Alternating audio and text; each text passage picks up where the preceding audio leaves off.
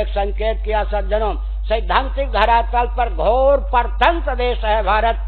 शिक्षा की प्रणाली हमारी अपनी नहीं, रक्षा की विधा हमारी अपनी नहीं, कृषि गौरक्ष वाणिज्य के प्रकल्प हमारे अपने नहीं, सेवा के प्रकल्प हमारे अपने नहीं, उद्योग के प्रकल्प हमारे अपने नहीं, यहाँ तक कि संविधान की आधारशिला हमारी अपनी नहीं, यहाँ तक कि स्वतंत्र भारत में हिंदू अब तक एक नंबर का नागरिक नहीं। किस आधार पर हम कह सकते हैं कि भारत स्वतंत्र देश है?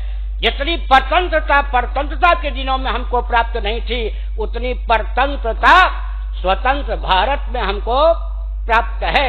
सैद्धांतिक धरातल पर भारत घोर परतंत्र देश है।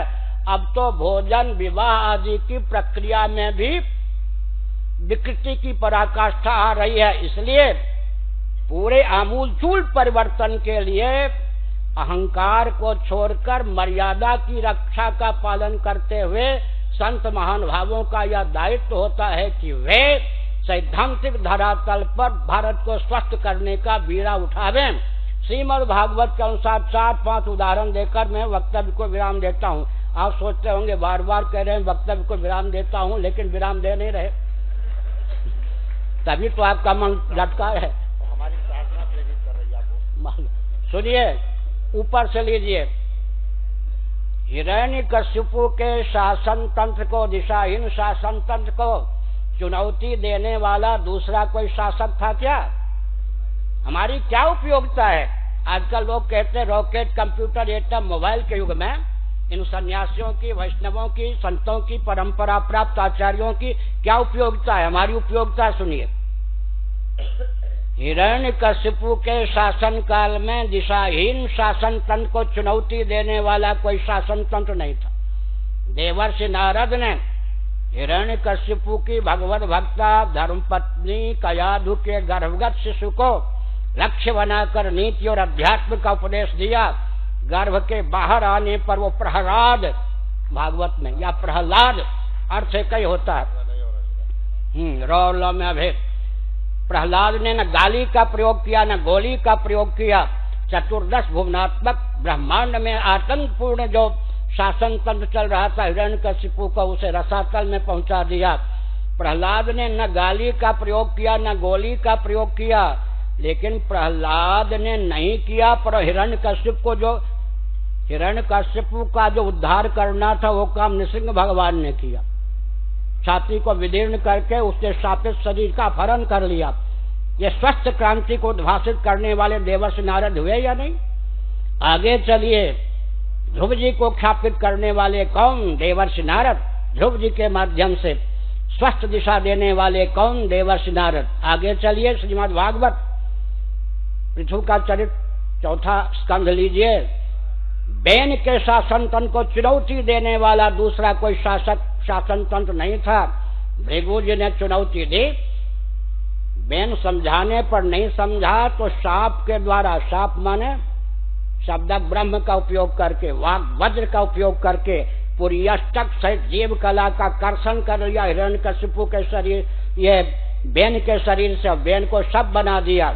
लेकिन पुत्रेष्टि याग, वैष्णव याग के फलस्वरूप बैन का प्रादुर्भाव हुआ था। मातृवंशगत दुरित के कारण उसमें आसुर भाव का संचार था।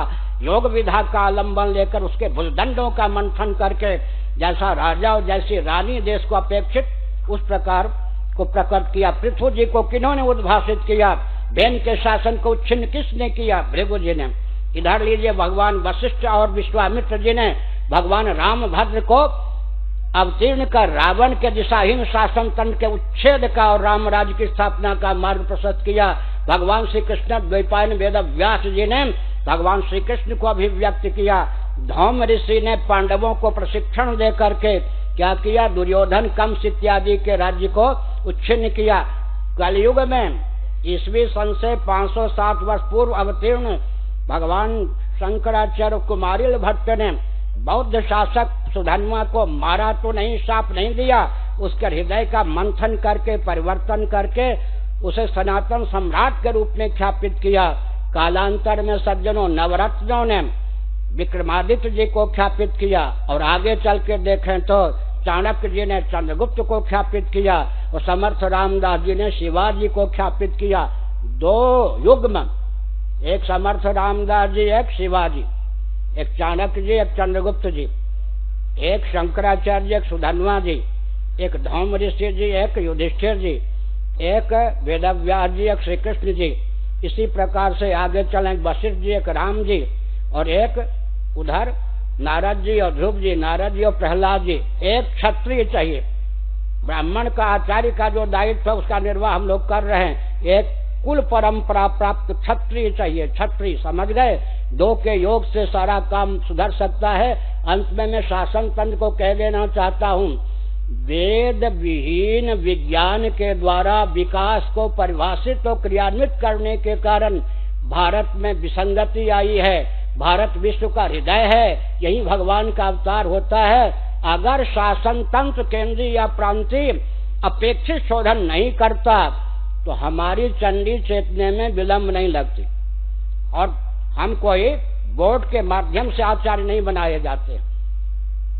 हम भगवान सदाशिव, आपको सुनकर आश्चर्य होगा, इस कल्प में हमारी वंश परंपरा, हमारी गुरु परंपरा कितनी पुरानी है जी। इस कल्प में श्रीमन नारायण सहित तो वंश परंपरा का प्रादुर्भाव होता है, गुरु परंपरा का प्रादुर्भाव होता है। शंकराचार्य महाभाग तो 10वें स्थान पर हैं।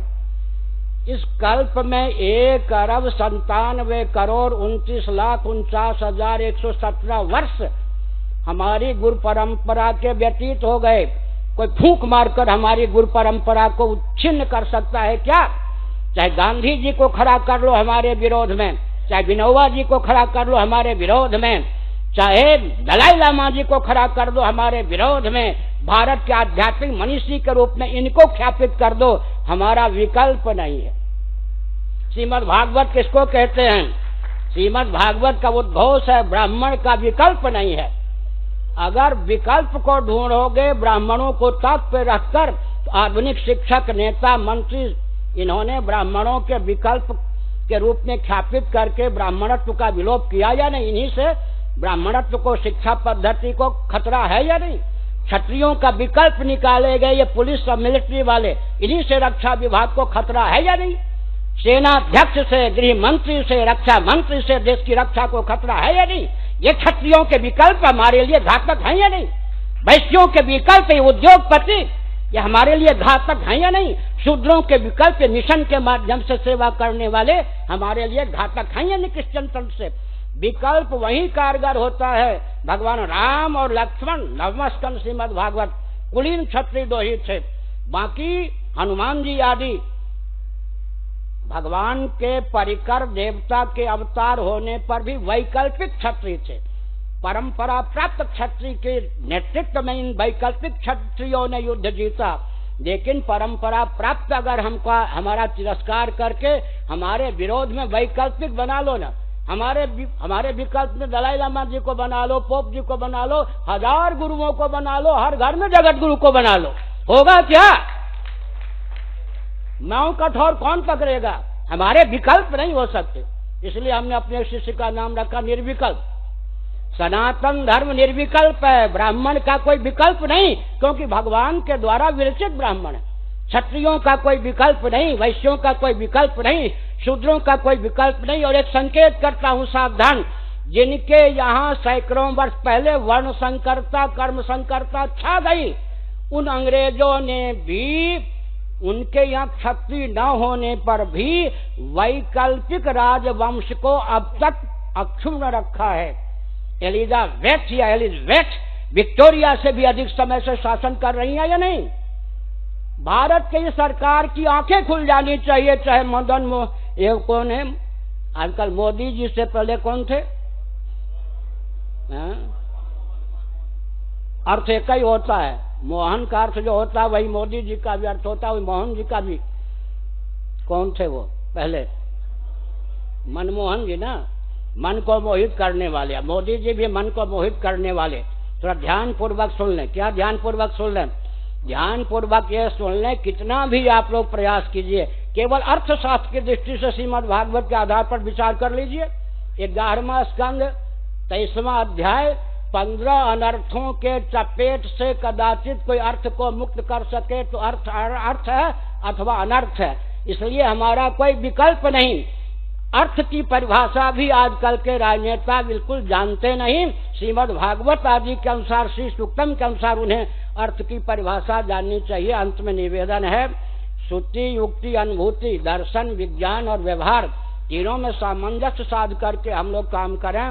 1000 जगत गुरु बना लो, 1000 आचार्य बना लो, लेकिन वो बने हुए कोई काम नहीं देंगे। परंपरा प्राप्त जो हमारी विधा है, गुरु परंपरा है, उसकी रक्षा होनी चाहिए, उसका सम्मान होना चाहिए। परंपरा प्राप्त गद्दी का सम्मान व्यक्ति का सम्मान नहीं है, समझ गए? किसका सम्मान है? परंपरा का सम्मान है। एक प्रयोग भारत में विफल हो चुका है। श्री मलुपीठाधीश्वर जी ध्यान दें।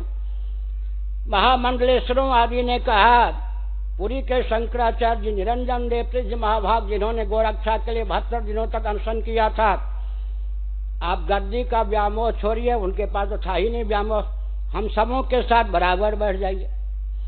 उन्होंने कहा अगर इसी से गोरक्षा होती हो तो बैठ जाए, बैठे वो। लेकिन पाश्चात्य जगत ने क्या सोचा, इन भारत के संतों का कौन रक्षण करेगा जो अपने आचार्य को भी महत्व नहीं देते। क्रिश्चियन जगत आज भी पोप का महत्व देता है, उन्हें राष्ट्राध्यक्ष और सेनाध्यक्ष का पद भी प्रदान किए हुए है। बौद्ध जगत आज भी भारत में भले ही विस्थापित होकर, मान्य अतिथि होकर दलाई लामा जी रहते हो, उनका महत्व जानता है।